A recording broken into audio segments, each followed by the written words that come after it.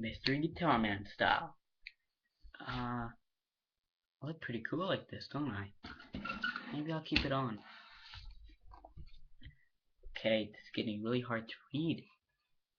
Yo, yo.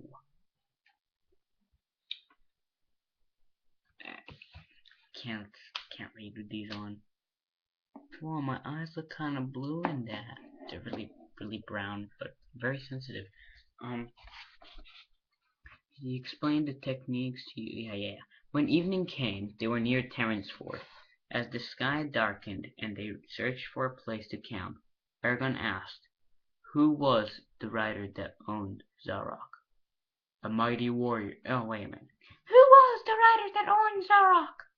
"A mighty warrior," said Brom, "who was much feared in his time, and held great power." "What was his name?" "I'll not say."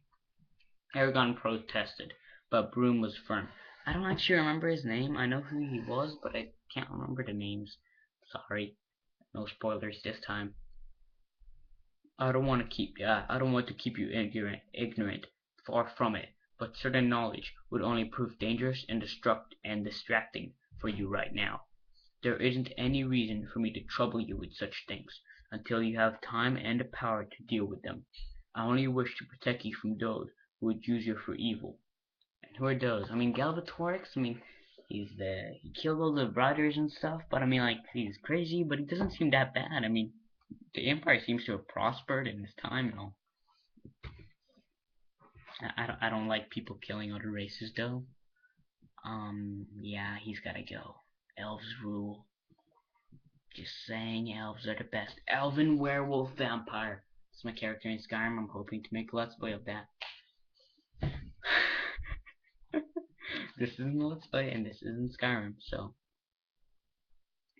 Eragon glared at him. "You know what? I think you just enjoy speaking in riddles. I've half a mind to leave you, so I don't have to be bothered with them. If you're going to say something, then say it instead of dancing around with vague phrases." Man, that voice is so hard to keep, maybe even harder than the Garrows. "Peace. All will be told in time." I don't want a voice like that when I grow up, Brom said gently. Eragon grunted, unconvinced. That's his grunt. They found a comfortable place to spend the night and set up a camp. Saphira joined them as dinner was being set on the fire. Did you have time to hunt for food?" asked. Oh no, that wasn't Saphira. That was Eragon.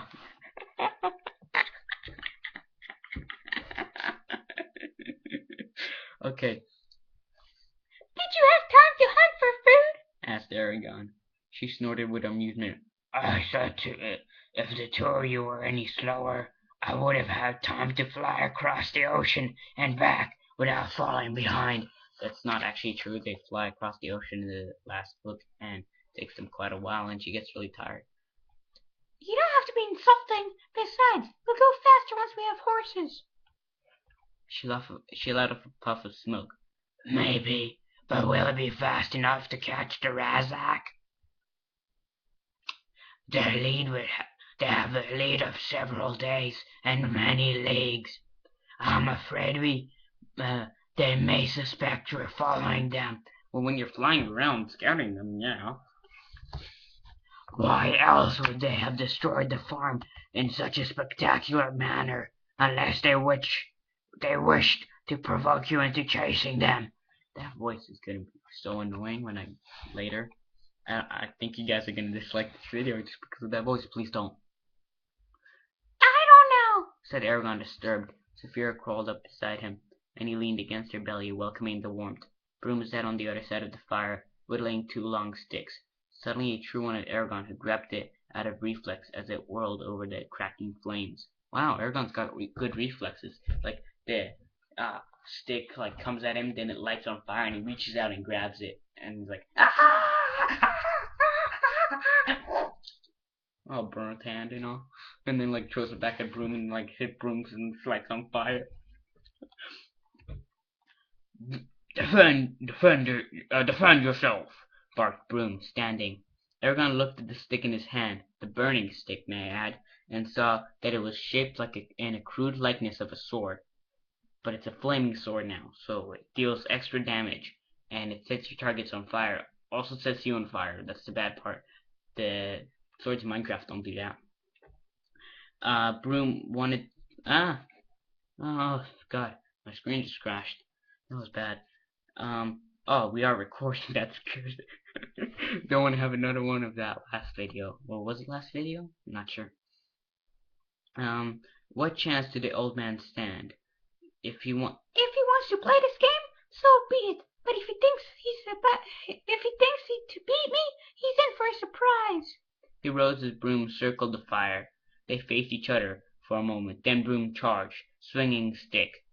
Eragon tried to block the attack, but he was too slow. He yelped as Broom struck him on the ribs, stumbling backwards. Without thinking, he lunged forward.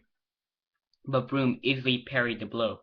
Eragon whipped the stick towards Broom's head, twisted it at the last moment, then tried to hit his side. The solid smack of wood striking wood resounded through the camp. Improvisation! Good! Exclaimed Broom, eyes gleaming. His arm moved in a blur, and there was an explosion of pain on the side of Eragon's head. He collapsed like an empty sack, dazed. A splash of cold water roused his alertness, and he's sputtering. His head was ringing, and there was dried blood on his face. Broom stood over him with his pan of melted snow. "You didn't have to do that," said Eragon angrily. He pushed himself up. He felt dizzy and unsteady. Broom arched an eyebrow. "Oh, and a real enemy wouldn't soften his blows, and neither will I. Shall I pander to your incompetence so you'll feel better? I don't think so." He picked up the stick that Eragon had dropped and held it out. "Now defend yourself." Eragon stared blankly at the piece of wood, then shook his head. "Forget about it! I've had enough!" He turned away and stumbled as he was whacked loudly across the back. He spun around, growling. "Never turn your back on the enemy." And it's really rude when you're dueling to hit the enemy in your back, because that's like a cowering thing. So it's not cool. I know. I duel. Anyways, I duel with harmonicas. See, I use my harmonica powers to like make them deaf, and then they like and then like smack, smack, smack. Whoa, that was really loud. I'm not gonna do that again. Broom, snapped Broom. Then he tossed a stick at him and attacked. Eragon retreated around the fire beneath the onslaught.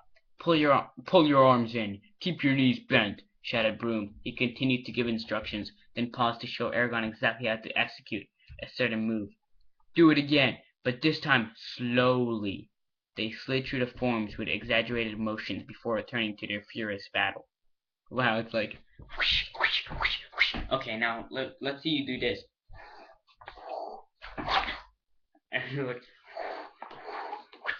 Okay, good. Now let's go back to the and I'm gonna ruin the book if I do that again.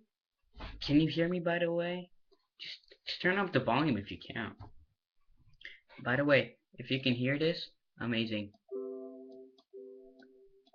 That's the Windows 8 sound thing. Oh wow, we're losing time.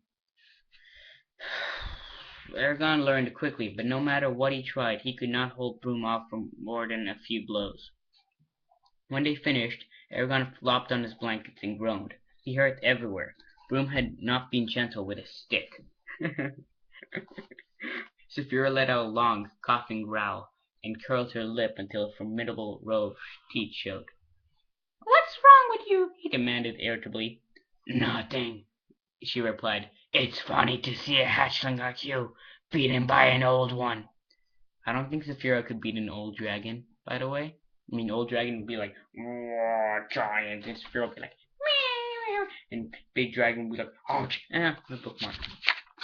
Big dragon would be like, and Saphira would be like, and I'm getting really carried away.